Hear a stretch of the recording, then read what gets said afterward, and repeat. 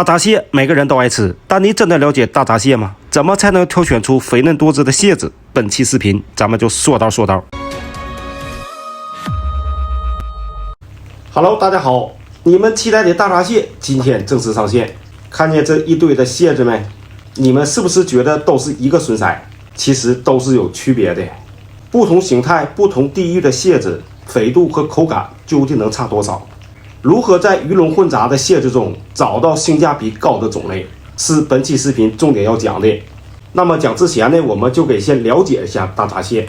大闸蟹并非蟹名，而是指的一种捕捞方式。南方地区普遍称之为大闸蟹，在北方地区就叫河蟹，中文正式名中华绒螯蟹。这个季节大闸蟹开始大量上市，母蟹已经开始上籽儿，公蟹还需等到11月份才能上膏，所以现在不是吃公蟹的季节。很多人吃了一辈子的大闸蟹都不清楚公蟹的蟹膏究竟是啥，反正吃到嘴里面喷香喷香的。其实母蟹也同样可以吃到蟹膏，要想了解抛了，我给你说道。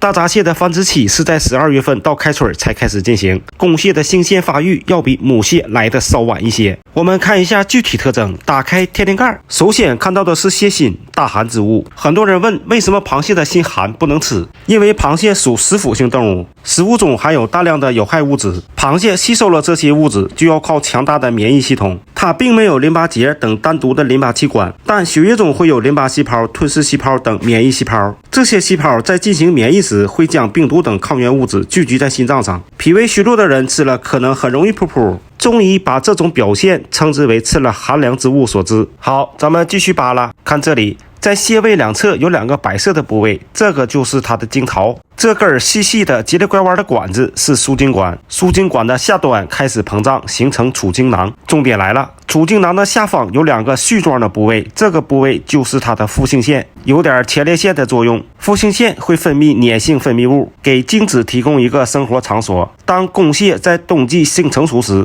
分泌物增多，会充斥整个微信腔。我们吃的蟹膏其实吃的就是腹性腺所产生的分泌物。蒸熟后是透明的，味道贼香。交尾期间，公蟹会将精子通过母蟹这对生殖口，将精子输送到纳精囊中。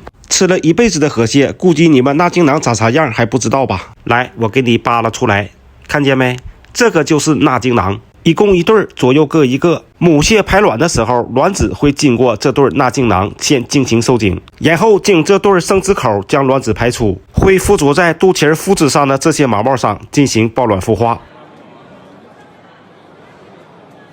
现在的纳精囊是空的，如果母蟹交尾成功，纳精囊也都是蟹膏。那时的母蟹卵巢也发育成熟，蟹籽会充斥整个腔体。所以说，吃大闸蟹最肥的季节就是在母蟹产卵前的头一阶段，大约在冬季。说一下蟹黄，蟹黄指的就是肝胰腺，也就是消化腺，由很多细枝状的毛管组成，是主要的食用部位。品质好的蟹子，肝胰腺的颜色应该是金黄色，蒸出来的蟹油就会越多。蟹油多不多，取决于投喂生鲜饵料的占比，多投喂小鱼、小虾、小贝等食物，肝胰腺的脂类物质就会增多，这是区分螃蟹好坏的重要标志。如果是这种土黄色，品质就不好，蒸完就化了，又腥又苦，老难吃了。这就是为了省钱，不喂好东西。好了，有了以上的理论基础，我们再结合外部特征，看看如何挑选出优质的大闸蟹。有以下几点：一、看颜色，青绿、青棕、青黑这三种颜色都没问题。不同的生长环境，体色会略有差异，但颜色肯定是越深越好。但黄色的除外，黄色的主要是因为缺氧造成的一种应激反应，马上就快嘎了。蓝壳和白壳的比较特殊，也比较少见，应该是基因变异的结果。二、看肚脐儿，肚脐儿越大越圆的越好，像这个发尖的肯定就没成，如果是这种已经快覆盖腿的，说明越好。三、扒开肚脐儿，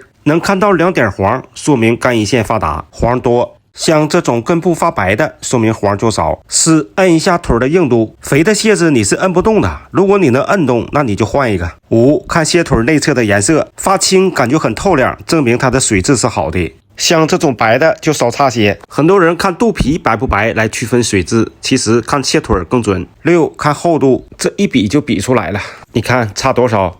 这个盖都快顶开了，这个就叫顶盖肥。我给你打开一下，你们看看，这品质绝了，满膏满黄。这就是在市场上挑的普通的蟹子，会挑一样肥。7、看毛，蟹腿的毛颜色越棕越好，尤其是肚脐里的毛，如果也是棕色，至少能说明是个高品质的河蟹，水质极佳。如果颜色发灰，证明水质一般。要是这种，那就更差了，这不是水草质，而是泥质。水草质一般会产生在腹部。咱们再说一下阳澄湖大闸蟹，有人问我怎么区分，说实话，我是看不出来。为了对比，我特意在线下实体店买了一只，是不是真的不知道，反正挺贵，这一个3两重的160一个。比线上贵了1倍。有人说看蟹扣，这玩意儿看不看有啥用啊？咱比较一下，先看这2只，都是来自江苏的蟹子，这个是兴化的，这个是金湖的，这2种价格都在10多块钱一个。它除了干净点，其他特征都一样，都是一种蟹苗出来的，也不可能长出来2样。蒸熟了再看一下效果，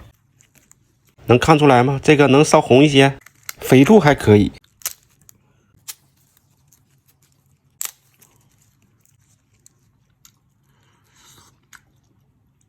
这3只我分别都尝了一下，贵的除了柚子偏甜以外，其他的没太大区别。花100多买只螃蟹，就为了追求点甜味，我觉得不太值。说完南方蟹，咱们再说一说北方蟹。北方蟹以辽河流域的盘锦河蟹最为著名，形态上和南方蟹正好相反，那就是长得埋汰，因为都在泥地里的环境生长，腹部有一层黑色的包浆，洗不掉的。蟹壳是青黑色，蟹腿要比长江流域的稍短一些，个头也偏小，一般都是稻田养殖。别看个头小，但是肥度好，鲜度好，籽儿多。在北方地区也很认盘锦河蟹，但是现在想买到正宗的盘锦河蟹也很难。教你个方法，就看装河蟹的网兜，如果是蓝色的，基本都是盘锦的。这个习惯到目前为止还没有改变。大家在蒸螃蟹的时候，是不是一蒸就掉腿儿？教你们一个简单的绑蟹方法，抓蟹子的时候，腿儿用手一捋，这么一兜，摁住蟹钳。取条绳子，上面留个结，底下留个头，眼后放在蟹钳处，用手指摁住，横着绕2圈，